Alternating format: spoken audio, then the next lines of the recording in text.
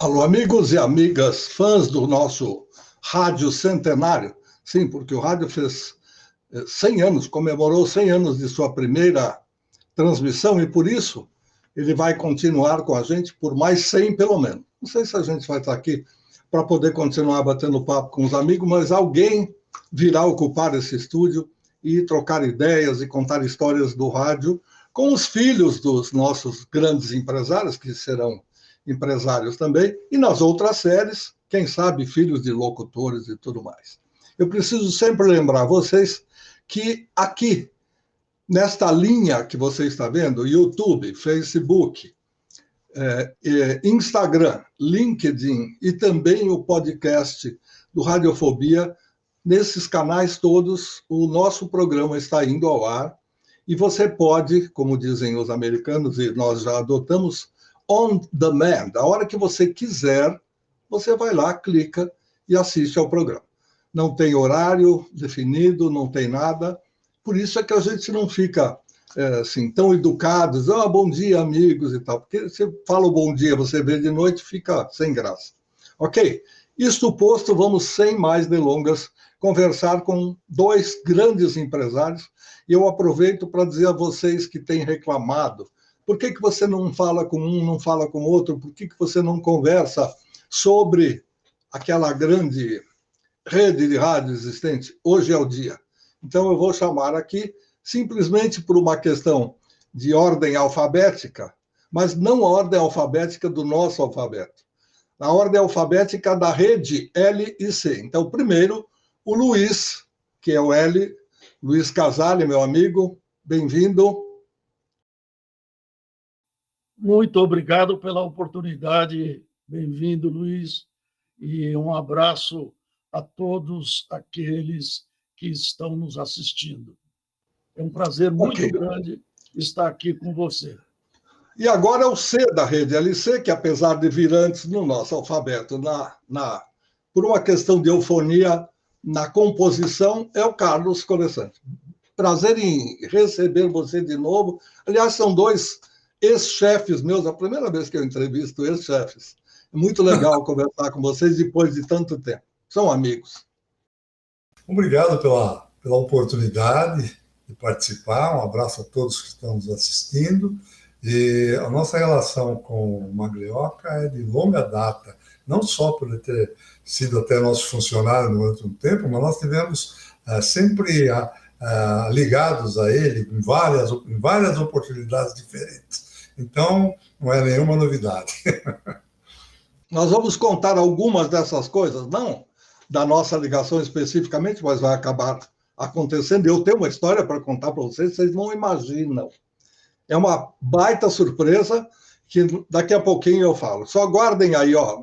Se eu esquecer, fala o asterisco, pronto. Eu vou lembrar exatamente o que é que eu estou prometendo. E você também que está acompanhando a gente pelas nossas redes sociais ou pelo podcast, você vai achar muito curioso isso que aconteceu comigo, pessoalmente. Aí eu vou ser obrigado a falar de mim, mas é algo que é inexplicável, gente. Aquelas coincidências, o mundo dá volta, o mundo é grande, o universo é maior ainda, a gente acaba caindo em determinadas situações ou chegando em determinados locais de maneira muito importante. Bom, vamos começar pelo C do seu Carlos. Em princípio, como é que o Carlão, que é assim conhecido no meio, exatamente. Virou radialista, virou empresário de rádio? Como começou o seu caminho? Já foi locutor antes e tal? Conta pra gente. Um locutor eu nunca fui. Eu comecei no rádio, na realidade. Eu era funcionário público da Caixa Econômica Federal quando jovenzinho. Veja só a guinada que eu dei, né? Mas o Luiz já estava no meio. Já estava trabalhando na HB, que era uma representante e dono de emissoras de rádio no norte do Paraná, Maringá e Londrina, etc. E eu estava muito chateado, muito desanimado com a minha profissão. Como funcionário público, eu não nasci para ser funcionário público. E aí, então, eu queria cair fora.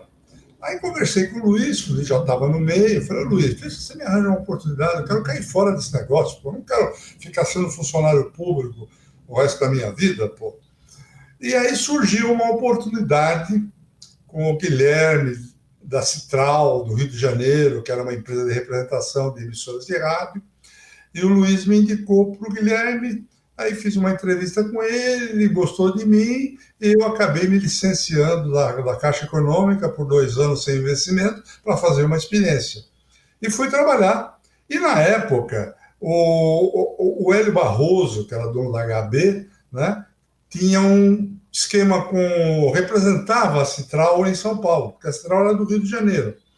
E com isso eu acabei indo trabalhar lá dentro da HB, junto com o Hélio Barroso, que foi o nosso grande mestre de início de carreira. E fiquei na Citral. Só que mesmo trabalhando para a Citral, acabava trabalhando também para a HB.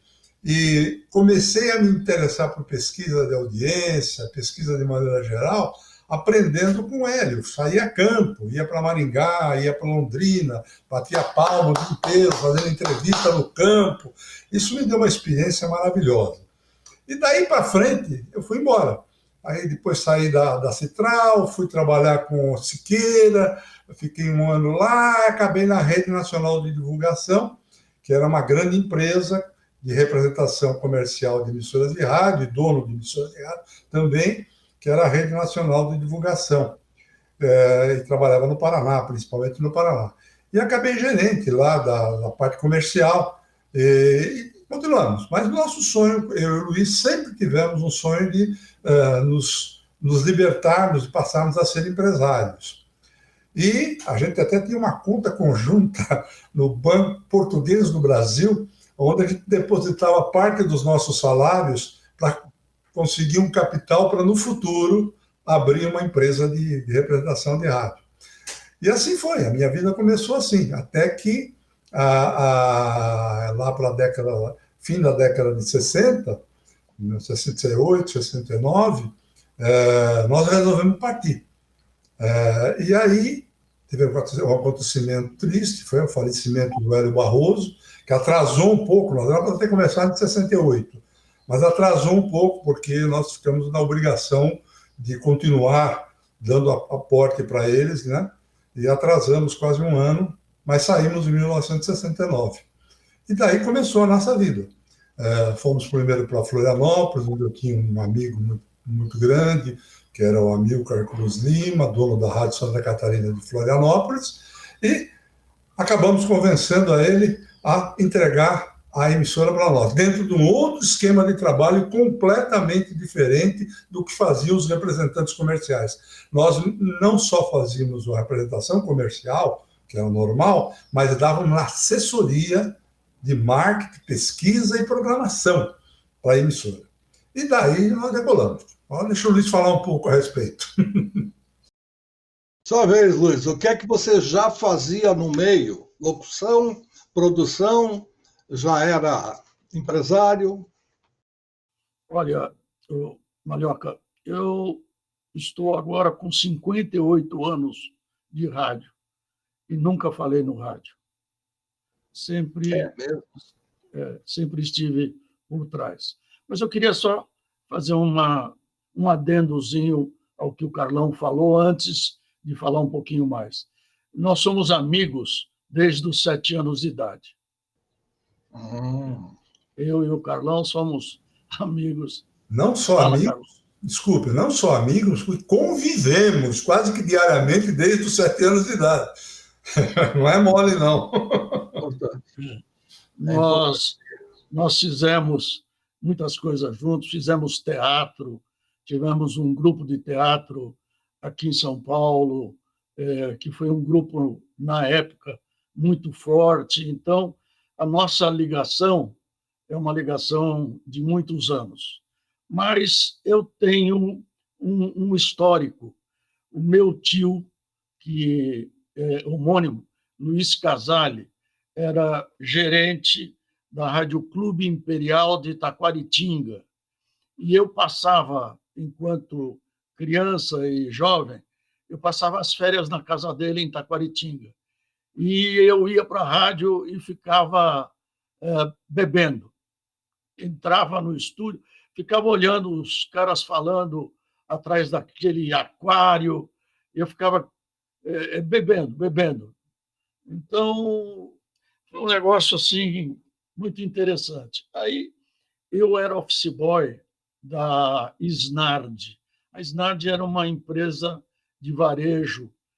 Perdão, Luiz, nós temos tempo ou a gente pode falar o que quiser? Como é que é? Para falar o que quiser e mais um pouco. E já vou adiantar. Se faltar tempo, nós gravamos um segundo programa e contamos o resto da história. Porque é extremamente importante a gente deixar para a posteridade. Você disse que nunca falou no rádio. Agora você está falando no rádio e na televisão. Você está com imagem. Então, essa história vai ficar para os anais da história do rádio. Pode falar à vontade, por favor. Então, tá bom. Muito bem. E eu era office boy lá na Snar, que era uma empresa de varejo, e, ao mesmo tempo, representava refrigeradores Climax, que eram fabricados em São Carlos. E não sei por que razão me colocaram como office boy do lado do departamento de propaganda. E quem atendia a conta era a Panam Propaganda. E eu cuidava de guardar os folhetos, todo o material publicitário, e também cuidava de, quando chegava a agência, eu montava o filme, transmitia o filme, ou seja, sem querer, entrei no negócio da propaganda, totalmente sem querer. Eu tinha um parente que trabalhava num cartório, ali no cartório Veiga, na Líbero Badaró.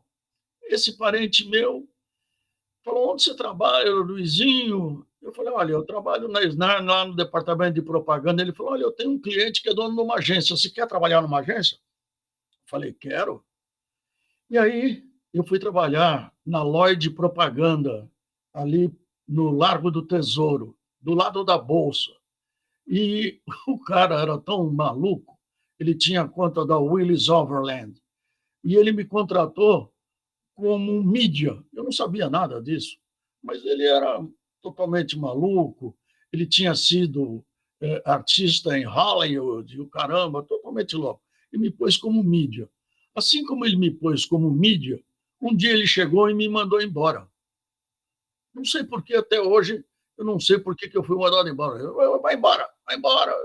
E eu fui embora, mas nesse entremeio, um dos caras de veículo que eu atendia me falou: olha, você está indo embora? Eu falei: ele foi mandado embora, eu não sei por quê, mas você quer trabalhar com a gente de contato? E foi aí que eu entrei na HB, e como o Carlão falou, foi a nossa grande escola, e aí eu chamo a atenção para aqueles que vêm depois, né? Nós tivemos humildade suficiente para ouvir e aprender com o Hélio Barroso. Foi uma escola, foi um cara, ele era tão brilhante, para vocês terem uma ideia, aos 17 anos, ele vendia terreno de cemitério. Para vocês terem uma ideia do brilhantismo dele. E aos 37, ele faleceu conversando com a Ivete Picásio na Lintas Propaganda. Fala, Carlão.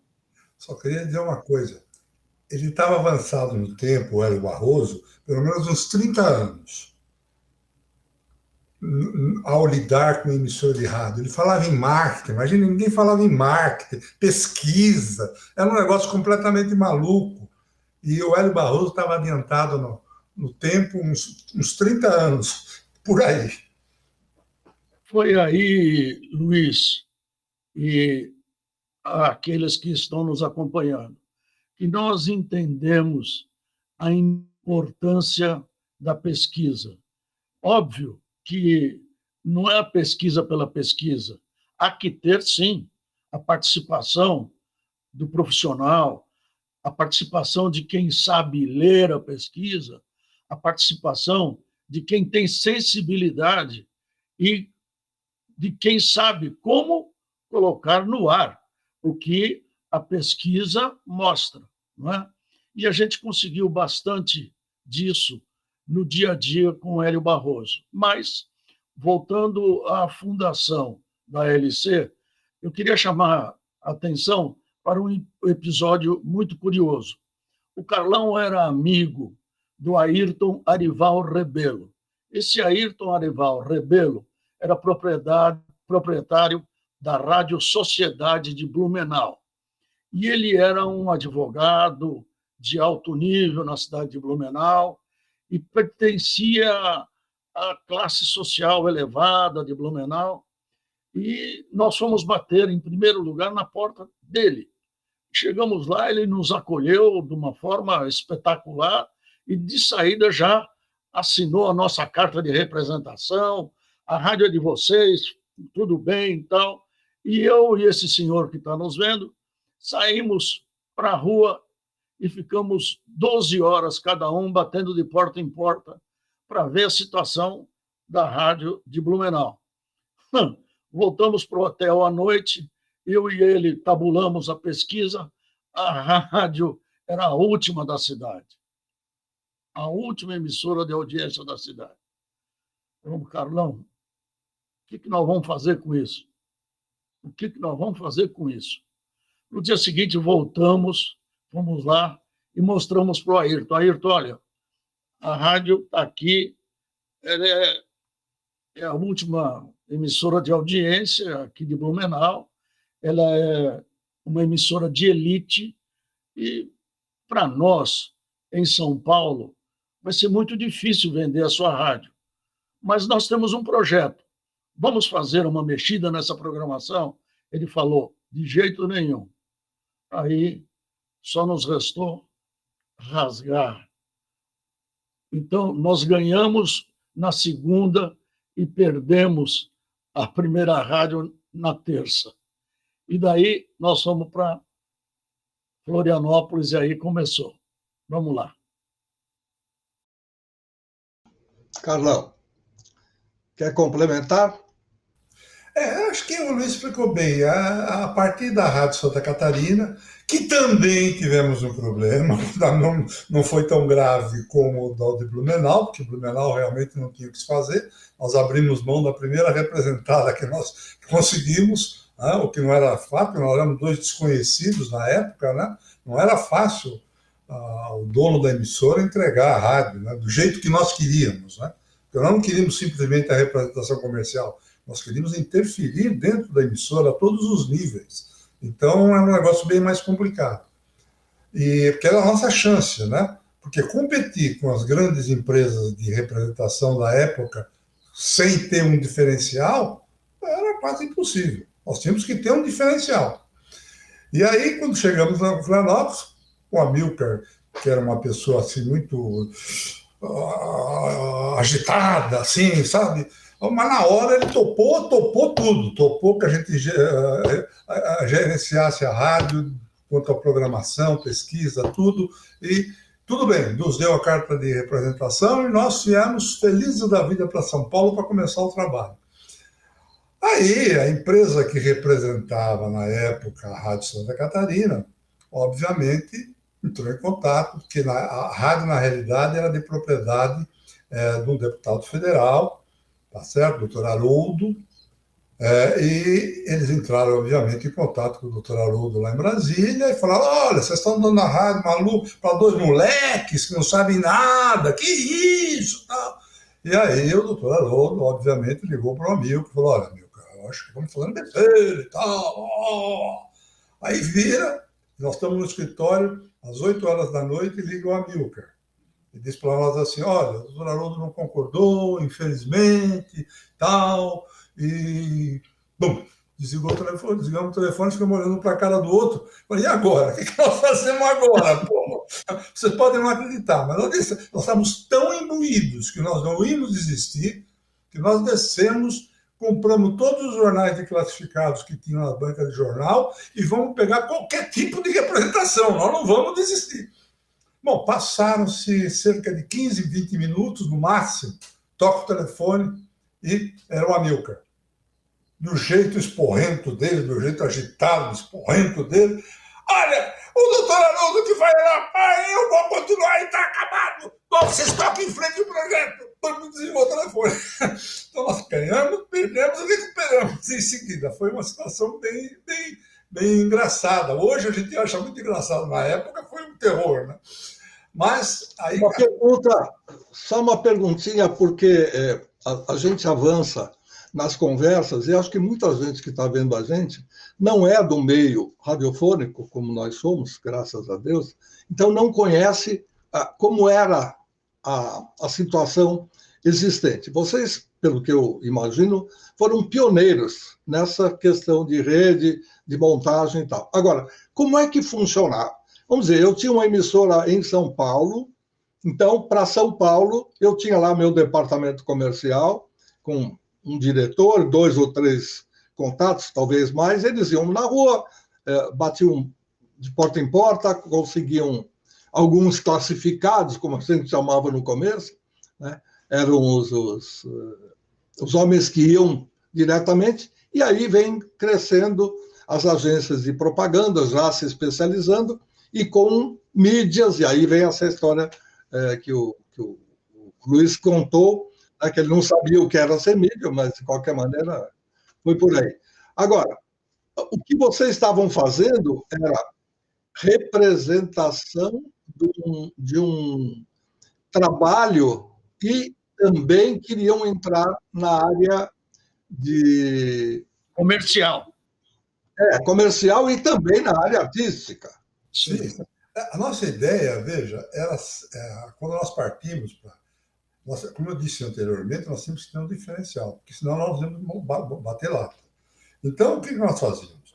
Nós propomos recuperar a emissora do cara. Porque, veja bem, nós tínhamos pouquíssima chance de pegar a representação de uma emissora, as emissoras do top.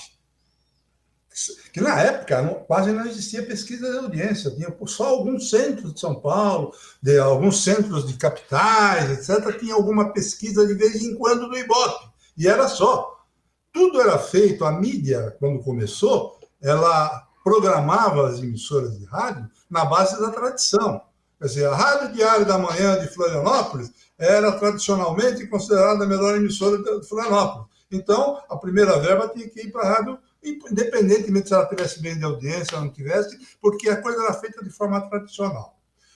Como nós desenvolvemos o esquema de pesquisa, eu principalmente me dediquei a isso especialmente, a gente tinha pesquisas, fazia pesquisas, e ninguém fazia, éramos só nós. Ninguém. Então nós tínhamos um olho numa terra de cegos. Nós tínhamos essa vantagem.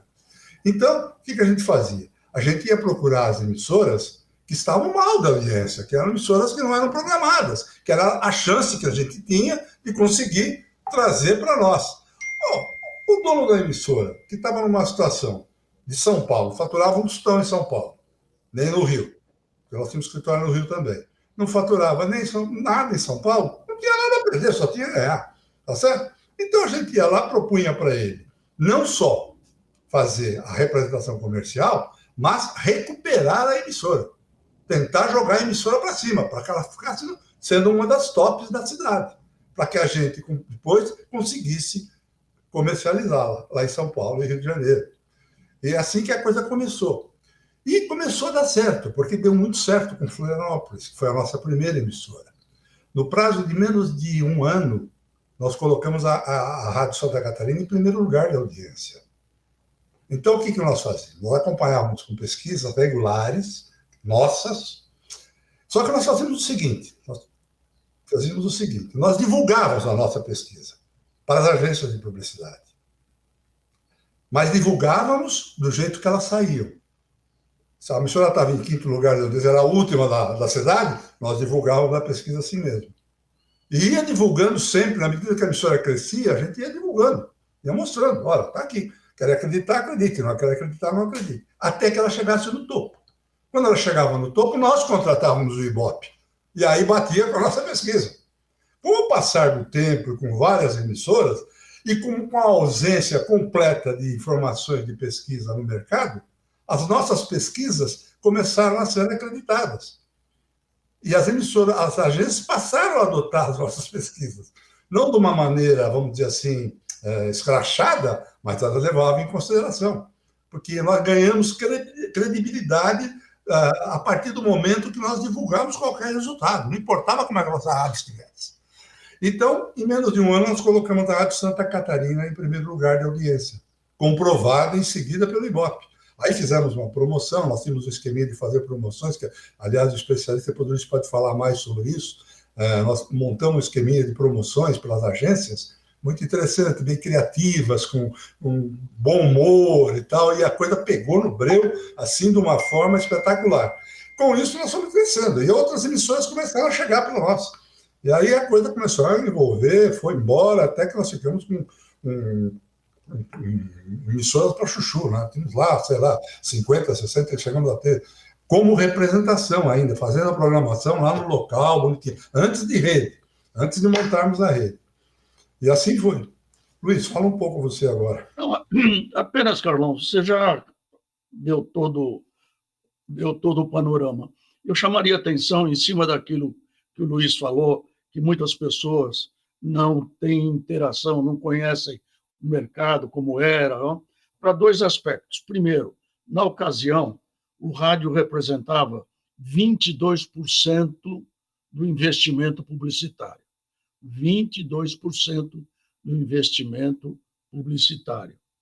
E, aí eu complemento, como o Carlão falou, a programação para o interior era feita em cima de tradição, ponto. E quando nós entramos, foi terra de cego, realmente. Tirar doce da mão de criança, sabe? Porque como é que se programava na ocasião?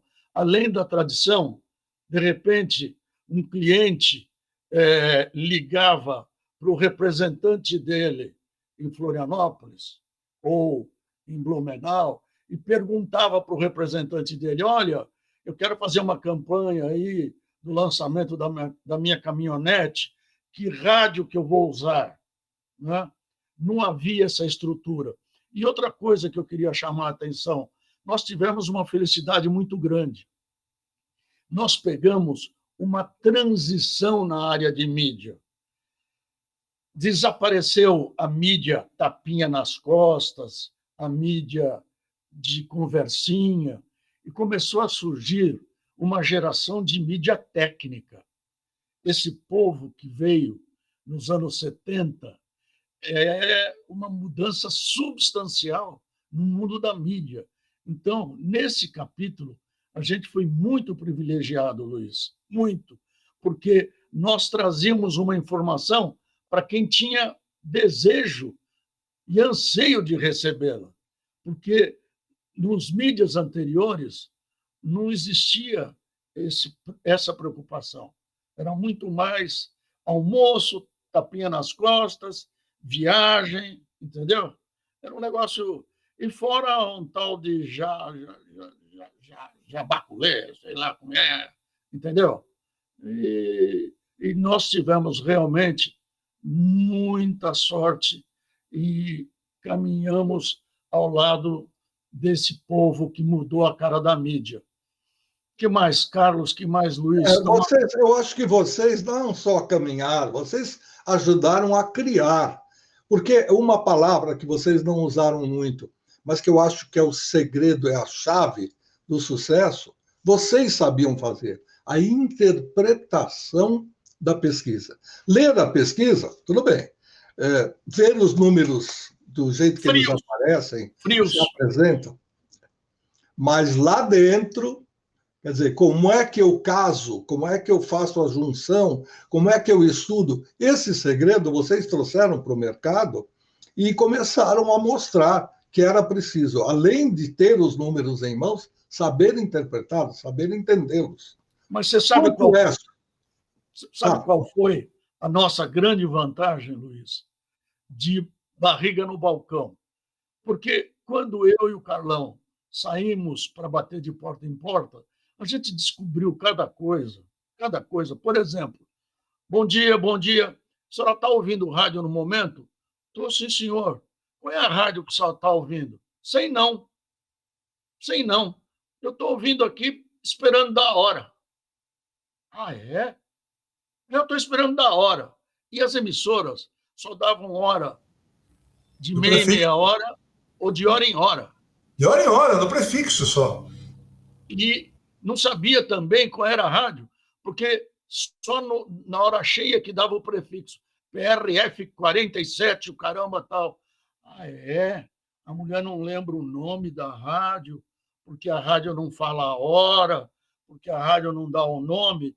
Então, nós passamos a usar como mantra América 2 e 14. América. Vemos o estilo. Tinha uma marimbinha que tocava para fazer Prim, América 9 e 15. Isso o tempo todo. Não só aqui na Rádio América de São Paulo, que veio depois, né? Mas essa política. Essa e outras conclusões que nos deram essa possibilidade de interpretar os números frios, realmente esse contato no dia a dia nos ajudou. Tem uma curiosidade. Bom dia, dona, bom dia. A senhora está ouvindo rádio no momento? Estou não. Ah, não. Meu rádio está zangado. Você sabe o que é rádio zangado? Quebrado. O rádio está quebrado. Está quebrado. O rádio estava quebrado. Não, mas era bom dia, dona. Bom dia, dona. A É. senhora está ouvindo o rádio no momento? Nós estamos de luto. E quando estava de luto, não ligava a rádio. Então, esse contato que a gente teve com o ouvinte nos deu uma sensibilidade espetacular. Não só isso, né? Porque, com o passar do tempo, mesmo logo no começo já da nossa atividade, a gente não fazia só pesquisa da audiência. A gente fazia pesquisas motivacionais, fazia outros tipos de pesquisa, não só a pesquisa de audiência. Foi a discussão de grupo? Até discussão de grupo nós fazíamos. Imagine você, nós éramos malucos, completamente malucos. Mas se bem que a discussão de grupo foi um pouco mais para frente, né? Naquela época ainda não chegamos à discussão de grupo. Mas pesquisas motivacionais, pesquisas de outros tipos, para descobrir coisas mais profundas, etc. Foi com uma dessas pesquisas que nós roubamos Sheik de Agadir, que era uma novela, que no começo a gente mexia com novela, né? Era uma novela da Rádio Diário da Manhã, da Colgate-Palmolive, que era o Sheik de Agadir, que era o grande lance de todos. E descobrimos algumas coisas, não só com a pesquisa da audiência, como outro tipo de pesquisa, uma maneira de dar uma entortada no Sheik de Agadir, e conseguimos. Nós usamos um truque de atrasar, porque ele botava uma novela antes, né? Aprendemos isso com a Globo, viu? Aliás, nós prestávamos muita atenção na Rede Globo do começo, para aprender coisas, e não temos nenhuma vergonha de dizer que nós aprendemos muita coisa com a Globo, aprendemos sim. Tá? Então fizemos um esqueminha de atrasar o final da novela, que a gente punha imediatamente antes, e avançava devagarzinho, um dia a gente botava 3 minutinhos, depois mais 5, depois mais 10, depois mais 15, e a mulher acabava ficando, acabava perdendo a novela do Sheik de Agadir, e com isso nós conseguimos derrubar, e a nossa novela passou na frente do Sheik de Agadir, que era a grande novela daquele momento. São fatos interessantes, né? Mas tudo isso, volto a insistir, porque nós estávamos sabendo, nós sabíamos mais das emissoras concorrentes do que os donos delas. Eles sabiam muito menos sobre a rádio deles do que nós sabíamos. Fazíamos coisas incríveis, sabe? Por exemplo, programação musical das emissoras, né? Chegou o tempo que até coisas engraçadas, né? Eu ia para a cidade, ia para o hotel. A primeira coisa que eu falo, quando pegávamos uma emissora nova, né, para ver o que ia fazer um projeto para essa emissora. Então eu ia para o hotel, ficava trancado no quarto do hotel, com 3 rádios ligados, um em cada emissora, para entender a programação dessas emissoras todas. Era muito engraçado, porque surgiam boatos na cidade que eu era da Anatel, que eu estava lá fazendo fiscalização das emissoras, porque o cara levava lanche para mim no quarto, né, porque eu não podia sair, eu queria ouvir, e ficava com 3 rádios ligados ao mesmo tempo. Então, são situações muito engraçadas, mas eram muito legais, viu?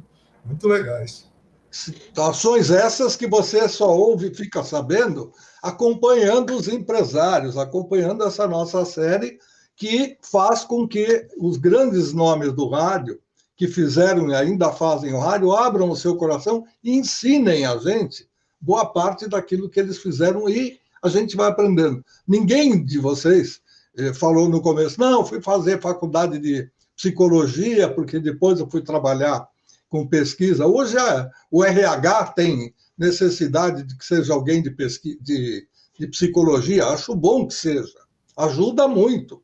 Claro. Né? Sai da área do feeling e tal. Agora, naquele tempo em que essas faculdades estavam praticamente se iniciando e que ninguém falava, como o Carlão falou no começo, quem falava em mercadologia, em marketing, eram palavras que nem importadas elas tinham sido ainda para nós. Então, vocês realmente foram pioneiros, eu acho que a gente precisa deixar isso bem claro e que as pessoas precisam respeitar quem fez, e depois, hoje, está tudo fácil, hoje a mídia técnica é maravilhosa, só que não tem mais o bater na porta, não tem mais o contato com o ouvinte direto, quando muito é telefone, ou agora estão começando a fazer alguma coisa por WhatsApp também, então vai ficando mais frio e menos verdadeiro, porque o sujeito já pode responder o que ele quer, do jeito que ele quer, sem que você saiba realmente se ele está ouvindo a plataforma X ou a emissora Y e tudo mais.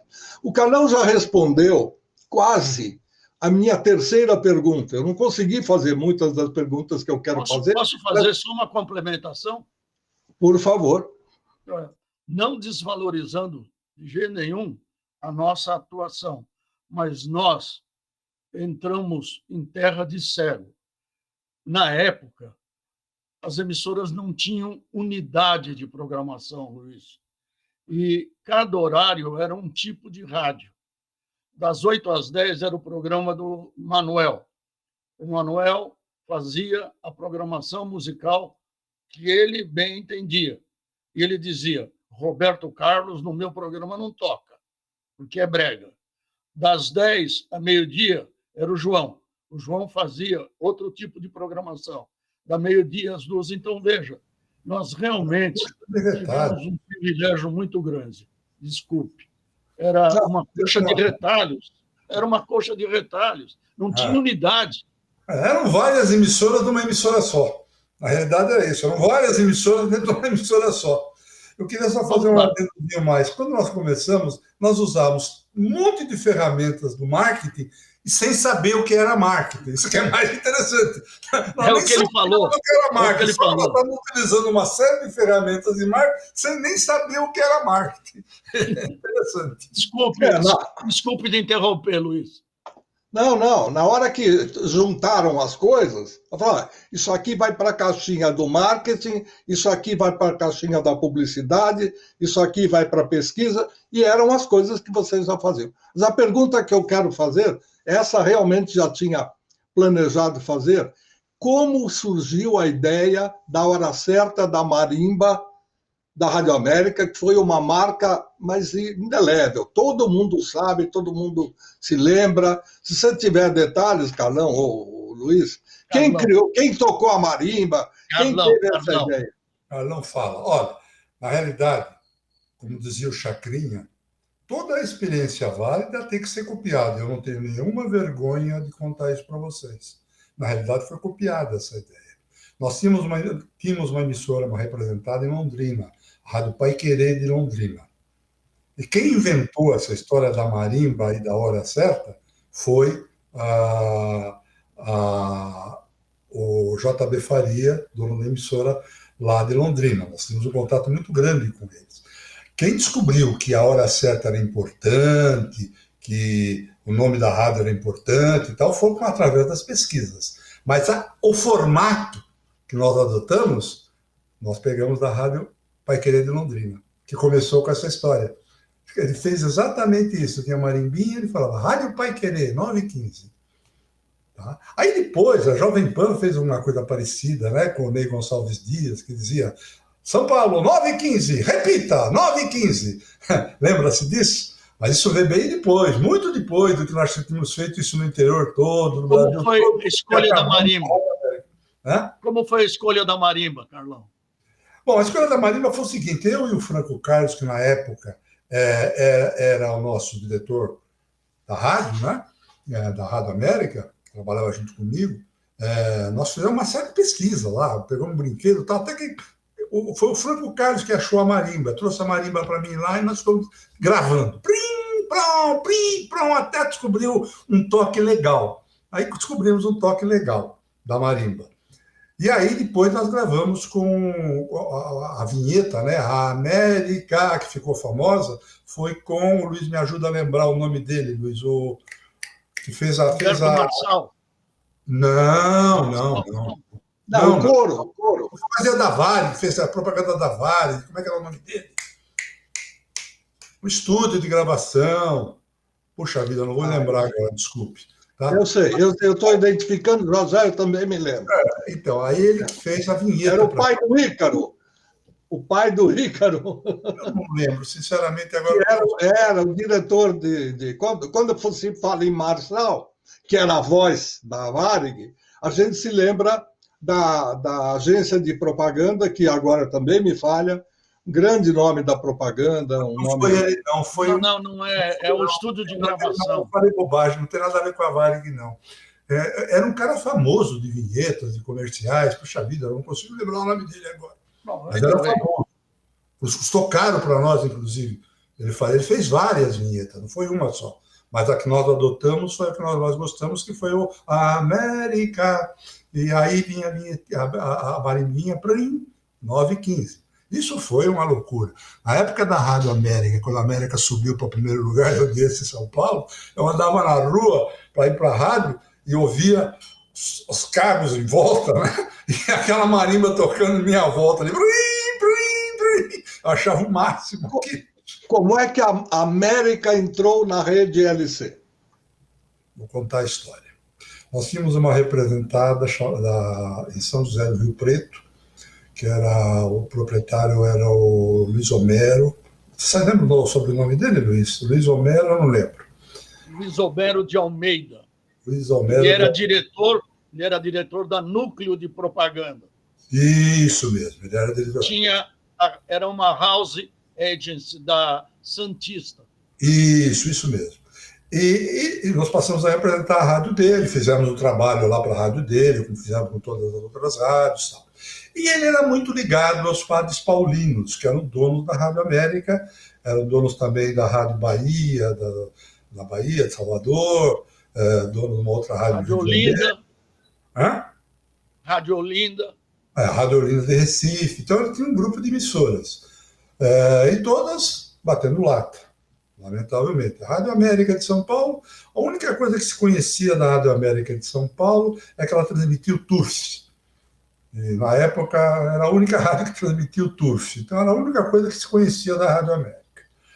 Ele conversou com os padres, gostou da nossa atuação na rádio dele e tal, e era muito ligado aos paulinos, fazia, inclusive, encontro de casais, ele era palestrante, o Diabo 4, ele era muito religioso. E ele contatou os padres, e os padres se interessaram. Aí nós tivemos umas reuniões com os padres, impusemos uma série de condições, porque a rádio era um desastre, não tinha nada, né? Tecnicamente era ruim, né? O transmissor Pequetrefe, então nós topamos desde que eles atendessem uma série de exigências que nós fizemos.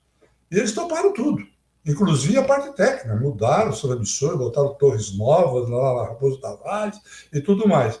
E nós fizemos um acordo com eles que era o seguinte: eles faturavam na época, vamos falar em dinheiro, assim, em dinheiros, tá? Faturavam, sei lá, 500 dinheiros. Tá? Então nós fizemos um contrato com eles da seguinte forma: até 500 dinheiro não ganhavam nada. A partir de 500 dinheiro para frente, tinha uma escala até chegar a 50% do faturamento. Eles toparam tudo. Fizemos um contrato de 10 anos com eles e passamos a trabalhar.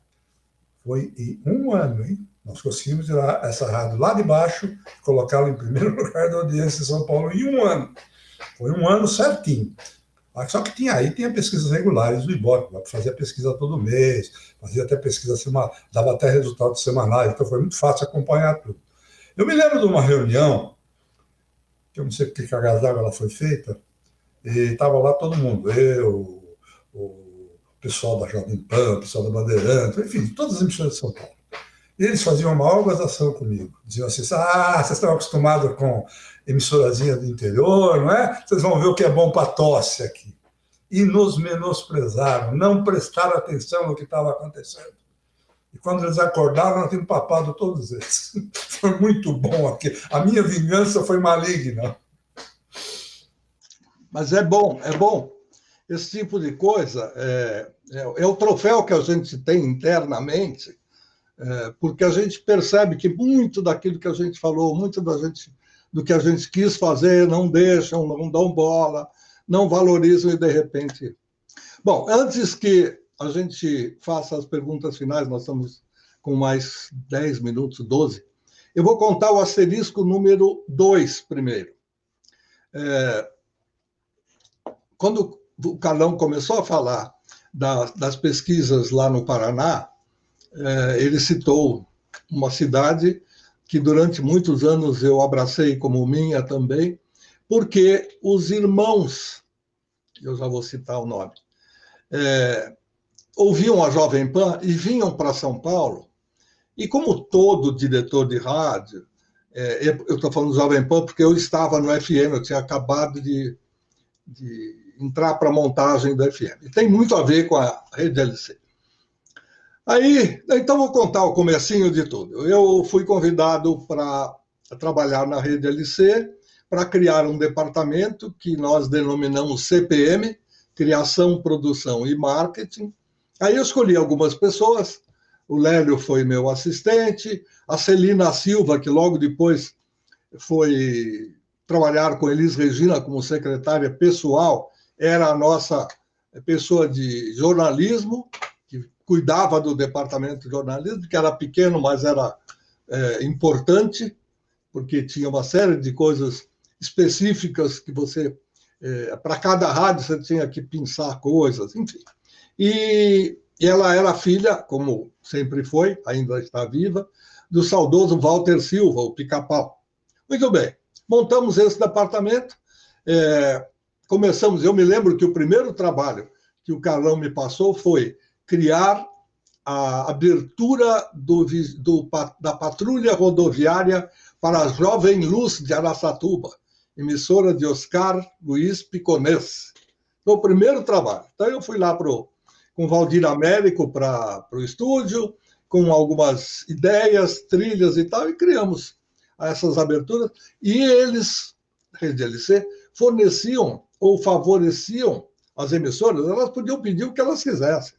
E a gente estava lá para fazer, para ceder a eles. Eu não tenho estúdio, eu não tenho locução, eu não tenho uma voz legal para fazer isso, dá para vocês criarem. Passava para a gente criar.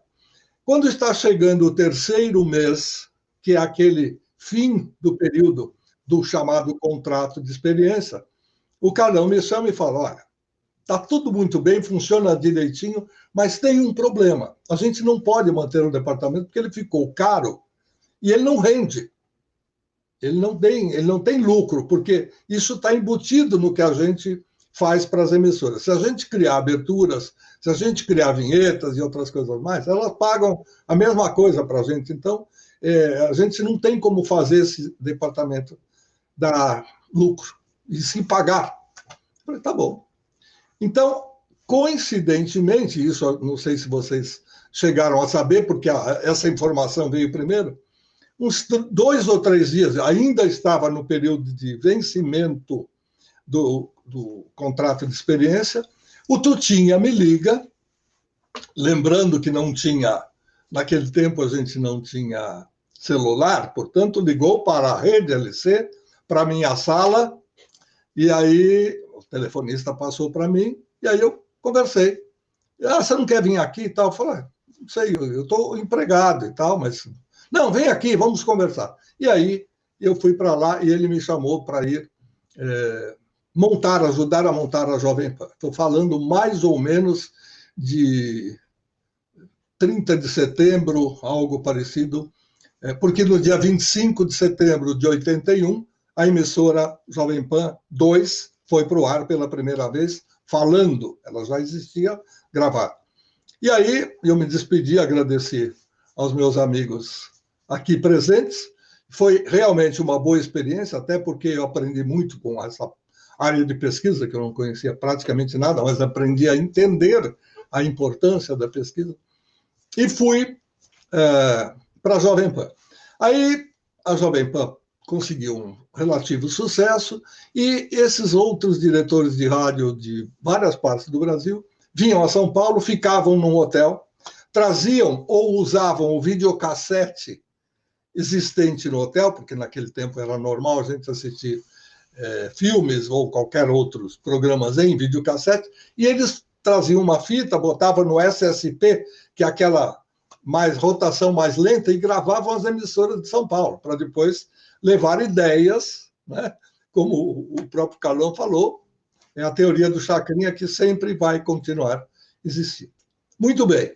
Um desses diretores, que é chamado Alexandre, o apelido dele é Leco, ele estava montando a Maringá FM. E aí ele falou, olha, eu gostei muito do que você fez, eu queria que você me assessorasse e tal. Eu falei, tá bom. Onde vocês estão? Estou no hotel tal. Eu falei, vem, vamos conversar, eu não tenho sede da empresa, mas vocês vão lá em casa, vamos almoçar e tal. Dona Carolina fez um arroz e feijão caprichado e ele, Marcos Barros, e o Alexandre Barros, dono da emissora citada, grandes amigos até hoje. O Alexandre foi, inclusive, presidente da Associação das Emissoras do Paraná, um cara que cresceu muito na área e tudo mais. Então, esse é o asterisco número 2. Agora, o número 1, que é retumbante. Vocês sabem que a sede da Rede LC era na rua Almirante Marques Leão, e ela foi transformada numa UBS, certo? Eu não sei se ela pertencia à Rede LC, se era alugada, mas de uma hora para outra eu passei lá, porque é até um caminho recorrente, e vi lá, UBS, Nossa Senhora do Brasil. Okay. Minha do Luiz. A sede lá é minha do Luiz, nós alugamos para a prefeitura. Muito bem. Então eu quero que os senhores saibam que eu, com a minha carteirinha do SUS, precisei utilizar a UBS local, e fui conversar com a enfermeira Dona Ieda na minha sala. Quando eu disse para ela, a senhora está usando a minha sala, ela falou, como assim? Eu falei, a senhora soube que aqui foi uma rede de rádio? Ela falou, já ouvi falar isso. Tem sempre alguém que comenta alguma coisa. Eu falei, pois esta era a minha sala, e eu hoje estou tendo o prazer, quase 50 anos depois, de reencontrar, né? Eu não sei se naquele tempo tinha elevador ou não tinha, não me lembro. Nós pusemos... Agora, foi posto um elevador e quase nunca está funcionando. Está sempre lá em manutenção, aquela coisa de órgão social da prefeitura e tudo mais, de organismo. Mas eu juro que naquela hora correu assim uma sensação extremamente grata. Falei, puxa vida, olha onde é que eu estou. Depois de 54 anos de carteira assinada para o rádio e tal, eu volto para conversar com a enfermeira para dizer de um probleminha que eu estava tendo e olho a minha sala. Muita coisa mudou, muita coisa foi redefinida, mas algumas coisas, as de alvenaria principalmente, continuam. Então, eu quero que vocês saibam que eu frequento a UBS e, olha, é um serviço sensacional. Eu chego a receber no meu apartamento a assistente social dizendo, seu Luiz, o senhor tem uma entrevista, o senhor tem uma consulta com o cardiologista no dia tal, ela vem na casa da gente, entrega e está tudo com computadorizado no sistema, está muito, muito legal, muito bacana. A gente costuma falar mal, mas quando precisa falar bem, também tem que falar. Muito bem. Eu tenho uma UBS aqui do lado de casa, que é um show. Funciona lindamente. Então, muitas dessas UBSs são de uma forma muito boa. Agora, a pergunta que quem quiser responder, pode responder, se vocês quiserem em dueto. Tá. Muita gente tem perguntado no meu canal do YouTube, ela está escrita. Eu não tive a oportunidade de gravar o nome do rapaz. Por que terminou a rede LC? Você fala, eu falo também. Pode falar você se você quiser, pois eu falo. O meu amigo Luiz Fernando, o deserto de Saara está cheio de esqueleto de pioneiros. E a gente acabou encerrando porque, desculpe a falta de modéstia, nós estávamos muito à frente. Nós fizemos uma rede com 100 emissoras. Não havia essa facilidade de streaming, nós estávamos com fita. E, na ocasião, a mesma mídia que eu tive o prazer de elogiar, à época, vivia pressionada pelo financeiro das agências por conta do BV. E eu acho que uma das grandes razões foi que o rádio perdeu a importância do BV e as agências não entenderam aquilo que a gente estava fazendo. Não sei se o Carlão quer complementar mais. Eu complemento, sim. Eu acho que, quando nós montamos essa rede, era uma coisa maluca, porque toda a programação era gravada em fita, e para que as emissoras tivessem uma homogeneidade de programação, né? Apesar de ter enxertos do local, evidentemente. Se eu for contar aqui, tem casos espetaculares dessa história, mas o nosso tempo é curto. Então, só vou falar o seguinte, nós ouvimos das agências, por que não se consegue mais? Por que o rádio está tão desprestigiado? Por que não vai? E as respostas eram sempre mais ou menos as mesmas. Falta de confiabilidade na execução das programações, falta disso, falta daquilo, falta de informação, enfim, um elenco de coisas. Quando nós montamos a rede, nós procuramos responder a maior parte possível dessas reclamações, esperando a contrapartida das agências de publicidade. Nós erramos profundamente aí. Nós não devíamos ter nos calcado em cima das agências de publicidade. Nós devíamos ter nos calcado em cima dos clientes, não em cima das agências de publicidade. Mas, infelizmente, nós estamos respondendo a elas, aos questionamentos delas. Só que a recíproca foi uma banana. Nós tivemos um patrocínio no nosso jornal, fazendo um jornal ao vivo, nacional, com 100 emissoras de rádio. Na época, com o Ney Gonçalves Dias, que estava no topo, era o entrevistador do Figueiredo, etc. e tal, e recebemos de volta do mercado uma banana. Quase falimos. Foi por isso que nós tivemos que sair fora. Tivemos que abandonar tudo. Mas, como o Luiz disse, eu acho que, de certa forma, ele tem uma razão. Nós estávamos muito avançados para a época. Esse negócio de rede, de aba 4, era um avanço muito grande para ser compreendido na sua totalidade. Isso só veio bem depois que apareceram as emissoras de FM e tal, aí é que as coisas começaram a funcionar. E aí tinha a facilidade técnica, né? Via satélite e tal. Nós fazíamos jornal ao vivo, das 6 às 7 da tarde, todos os dias, via Embratel. Custava uma fortuna. E o Gugu no ar? Estourou o 0800. Estourou o 0800. Lembra? Estouramos no 0800, porque nós fazíamos a rede, mas com participação local. Quer dizer, as pessoas, os ouvintes locais participavam da programação, apesar de ser uma programação em rede. Então, podia fazer perguntas para o Gugu, podia pedir música, podia fazer tudo através do 0800. Como o Luiz disse, nós acabamos estourando o 0800 e tantas ligações. Com tudo isso e com todo esse sucesso, a resposta do mercado, lamentavelmente, foi uma grande banana.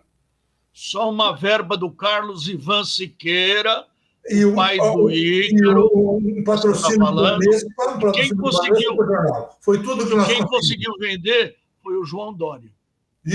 Foi o João Dória que conseguiu vender, é verdade. Foi o João Dória.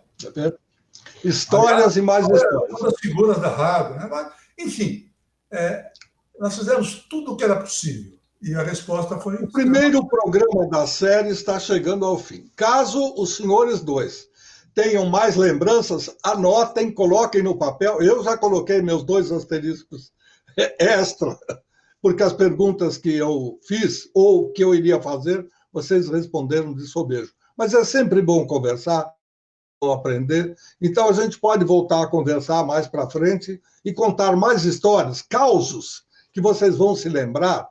É só pôr no papel, vai ser um prazer muito grande. Essa série não para aqui, pelo contrário, né? Nós temos emissoras de monte aí no Brasil inteiro para conversar, mas damos uma certa preferência àquelas que estão ou estiveram sediadas em São Paulo, obviamente porque é mais fácil para a gente conversar e para aqueles que nos cercam.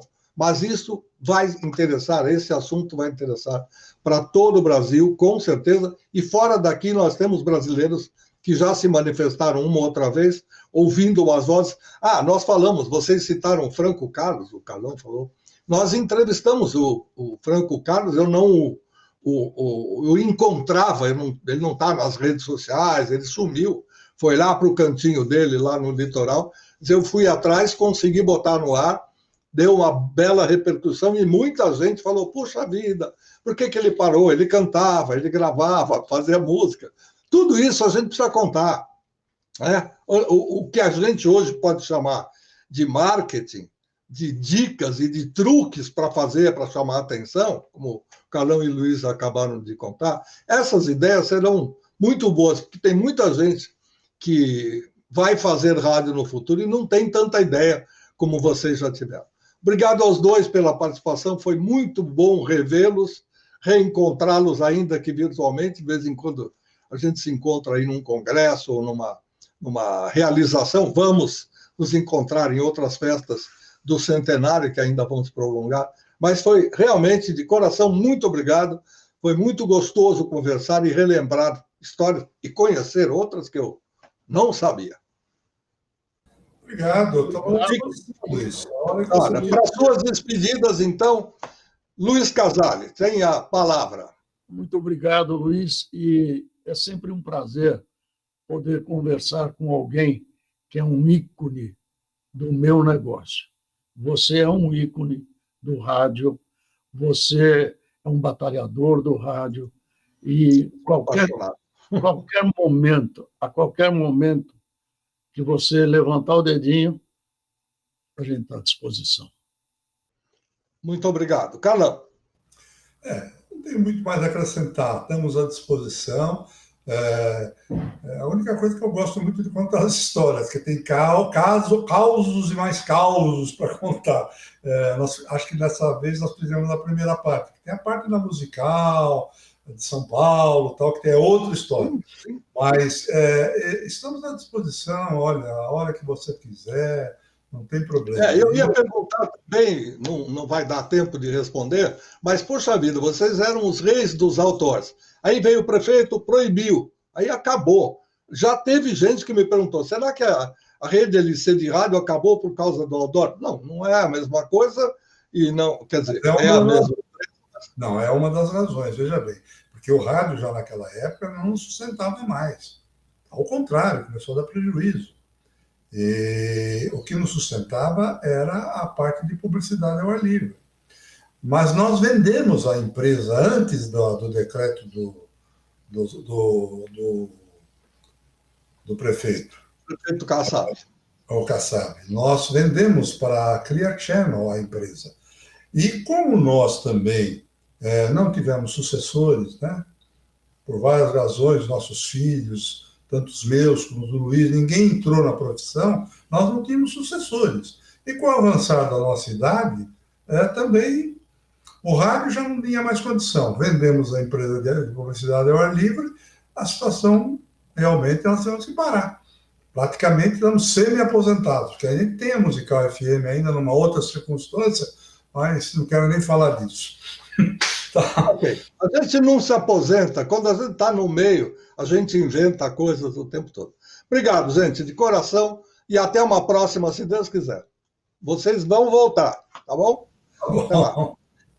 Esses foram Luiz Casale, o L da Rede LC, Carlos Colasanti, que contaram histórias que, olha, quanta gente aprendeu, quanta gente absorveu e quanta gente vai começar a botar em prática. Negócio de pesquisa, eu não dava tanta bola, agora eu vou atrás.